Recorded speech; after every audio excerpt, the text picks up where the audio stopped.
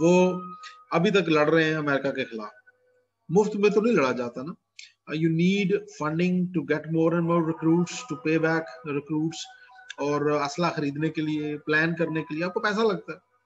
Taliban generate funds from different channels, मैंने आपको पहले भी बताया था, ड्रग ट्रेड है या बाकी एलिमेंट्स हैं, किडनैपिंग फॉर रैंसम। यहाँ पे आईएसआईएस के पास बहुत सारे मल्टीपल चैनल्स थे फंडिंग रेज करने के। तालिबान की जो फंडिंग का लेवल है वो तकरीबन $2 बिलियन के करीब है, यानी कि उनके पास इतने फंड्स थे अवेलेबल। आईएसआईएस के पास $4.1 बिलियन के एसेट्स थे, उनके पास कैश था $4.1 बिलियन का। Let's quickly look at there sources of funding, तो फिर हम अंदाजा लगाते हैं।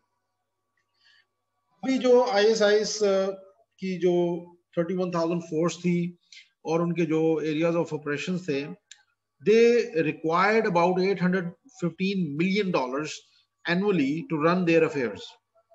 और आईएसआईएस के पास जो एरिया था अंडर कंट्रोल, अगर उस एरिया की वैल्यू देखी जाए, 90,000 स्क्वायर किलोमीटर का जो एरिया है उसके अंदर बहुत सारी ऑयल रिग्स थी, गैस रिग्स थी, उसके अंदर इंडस्ट्रीज थी, उसके अंदर टैक्सेशन थी। 10 मिलियन पॉपुलेशन से आप टैक्स भी लें तो बहुत बड़ा पैसा बन जाता है।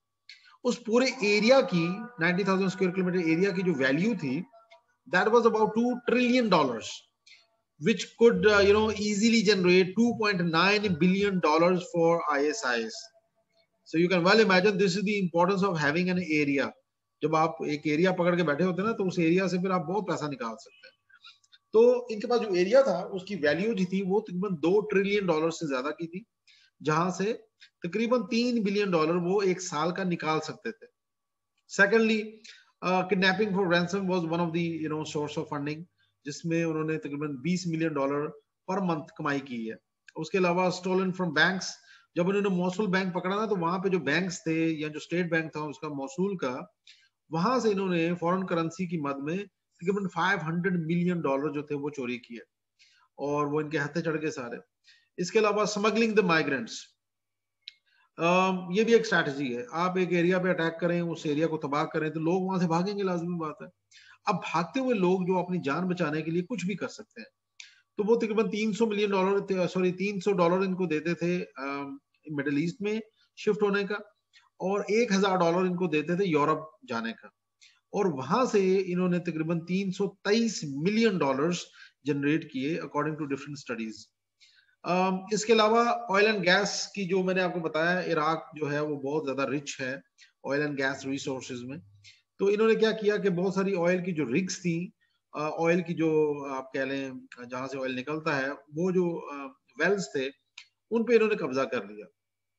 और जब कब्जा कर लिया तो वहां से ये क्या करते थे, वहां से जो ऑयल निकालते थे वो लोगों को सस्ते दामों बेचते थे। फॉर एग्जाम्पल, उस वक्त जो पर बैरल प्राइस थी वो थी $68।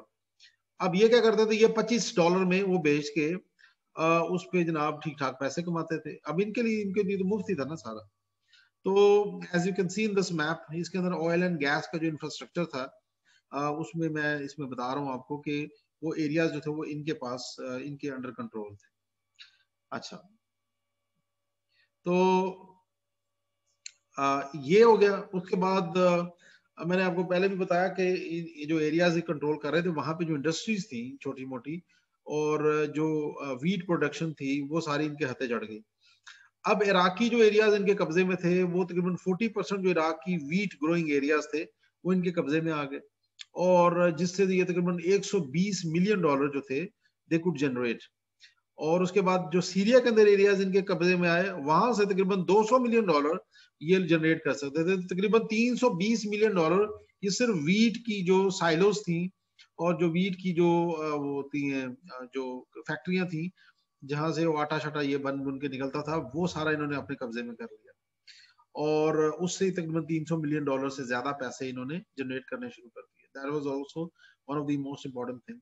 ये आप देख सकते हैं इस मैप के अंदर, जहां से ये लोग बहुत बड़े लेवल पे वीट जो थी, वीट प्रोड्यूसिंग एरियाज और ग्रेन जो साइलोस थी, उन पे इन्होंने कब्जा कर लिया। उसके बाद टैक्सेशन मैंने आपको बताया। इन्होंने क्या किया था कि जब इन्होंने इराक पे कब्जा किया, तो इन्होंने 2 चेक पोस्टें थी मेन, जो कि इराक को कनेक्ट करती थी सीरिया के साथ। और जॉर्डन के साथ। तो एक थी Waleed crossing which connect Iraq with Jordan, और दूसरी थी Tanf crossing which connect Syria with Iraq. अच्छा, इन्होंने क्या किया, इन्होंने जो आम फूड आइटम वाला ट्रक था, एक ट्रक, उस पर $300 लगा दिया टैक्स, और $400 इन्होंने लगाया उस ट्रक पे which could carry electronic items. यानी कि आप सोचें कि एक मुल्क के साथ जब दूसरा मुल्क जुड़े होते हैं तो आपस में जो ट्रेड करते हैं, वो कितने 100 ट्रक रोज के, हजारों ट्रक रोज के गुजर के जाते होंगे, और हर ट्रक जो है उसने $300 और $400 रिस्पेक्टिवली इलेक्ट्रॉनिक्स का उन्होंने पे करना है। वहां से इन्होंने बड़ा पैसा कमाया, बहुत millions end of dollars they generated from these two crossings. तो एक इनका सोर्स ऑफ फंडिंग ये भी था, ठीक है। अच्छा, ये तो हो गया इसका बेसिक आपको इंट्रो ISIS का, कि how they got strength and what are their sources of funding, what are their strengths and what type of weapon system they have got, और रिक्रूट्स कितने थे इनके पास, ये सारी चीजें हमने डिस्कस कर ली। अब हम इसको जल्दी से देखते हैं कि ISIS का इम्पैक्ट क्या था पाकिस्तान पे और अफगानिस्तान पे। ISIS ने जब ये आए तो इन्होंने एक मैप अपना डिक्लेयर किया, और उस मैप के अंदर इन्होंने बताया कि जी हम लोग क्या कर रहे हैं जी, कि हम लोग पूरी दुनिया में जहां जहां पे मुसलमान किसी दौर में रूल करते थे उन तमाम एरियाज को हम पकड़ेंगे। इन्होंने अपना ये मैप जो शो कर रहा हूं मैं आपको, ये इन्होंने इंट्रोड्यूस करवा दिया, और इसके अंदर आप देख रहे हैं राइट साइड पे लिखा होगा खुरासान, ब्लैक सा। खुरासान के अंदर जितने भी ये आपका साउथ एशिया, सेंट्रल एशिया, ये कंट्रीज आती है ना, सब कॉन्टिनेंट पूरा, ये सारा खुरासान के उसमें कैटेगरी में आ जाता है। आपने देखा हिजाज जो है वो सऊदी अरेबिया का, यमन भी इसके अंदर शामिल है, शाम इराक तो है ही, वो कुर्दिस्तान, उसके बाद ओडोबा, उसके बाद एनातोलिया, मगरेब, हबशा अफ्रीका, एंदुलुस, एंदुलुस स्पेन को कहते हैं। तो बेसिकली इन्होंने ये मैप अपना इंट्रोड्यूस करवाया, और इन्होंने कहा कि हम अगले 5 साल में इन तमाम एरियाज पे कब्जा करेंगे, और this is what we are going to do. अब खुरासान के लिए इन्होंने ये किया कि खुरासान का चैप्टर बनाया इन्होंने ISKP के नाम से, इस्लामिक स्टेट खुरासान प्रोविंस। अच्छा, यहाँ पे जो इनका पहला कमांडर बना वो था Saeed Khan, as you can see in this particular pic. ये Saeed Khan was a Pakistani and he belong to Aurangzeb agency, और औरंगजेब एजेंसी में जो TTP का ये कमांडर था, लेकिन जब TTP को हमने कुटम्मस लगाई 2015 में, तो ये भाग के अफगानिस्तान चला गया, और वहां जाके फिर इसने उनको ज्वाइन कर लिया ISIS को, क्योंकि TTP की दुकान बंद हो गई। तो इसने फौरन से पहले जनाब वर्दी चेंज की, और रंग बिरंगे कपड़ों की बजाय इन्होंने काले कपड़े पहने, और दे बिकेम समझ लेके कुत्ते नहीं भेड़िए की खाल पहन, and they became ISIS। So he was the first commander of ISKP in this region, और ये इसने अपने आप को IS के साथ, इस्लामिक स्टेट के साथ एफिलिएट कर लिया।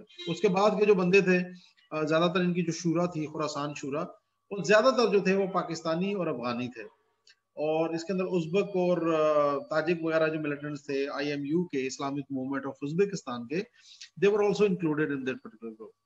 तो क्वेश्चन ये था कि can IS make its inroads to Pakistan, क्या वो पाकिस्तान के अंदर कब्जा कर सकते हैं, जगहों पे, एरियाज पे कैप्चर कर सकते हैं?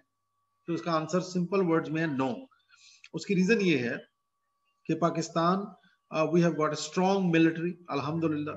हमने ऑलरेडी फाटा के अंदर we have deployed around 200,000 troops. FATA हमारा ऐसी जगह थी जो कि बहुत ज्यादा वोलेटाइल था, लेकिन हमने 2 लाख फौज वहां पे डाल के वी स्टेबलाइज दैट एरिया। तो वो एरियाज वहां पे इनका अब कोई सेफ हेवन इनकी कायम नहीं हो सकती। Okay, what they can do is they can affiliate themselves with the local groups। तो लश्कर जंग भी हो गया, TTP हो गया, या इस तरह के और जो छोटे मोटे ग्रुप्स हैं उनके साथ अपने आप को एफिलिएट करके they can keep on they can carry out small scale terrorist attacks against Pakistan। और उन्होंने किए भी, और बहुत सारे अटैक्स इन्होंने किए भी, जिसके अंदर बहुत सारे लोग शहीद हुए। हमारी सिक्योरिटी फोर्सेस पे भी काफी सारे हमले हुए। और जो तीसरे नंबर पे चीज हो सकती थी वो ये कि इग्नाइट सेक्टेरियन वायलेंस। तो हमने देखा कि ये भी इन्होंने कोशिशें करने की कि कि पाकिस्तान के अंदर इस चीज को भी इग्नाइट किया जा सके। लेकिन जहां तक बात है कब्जे की, दैट इज नॉट पॉसिबल।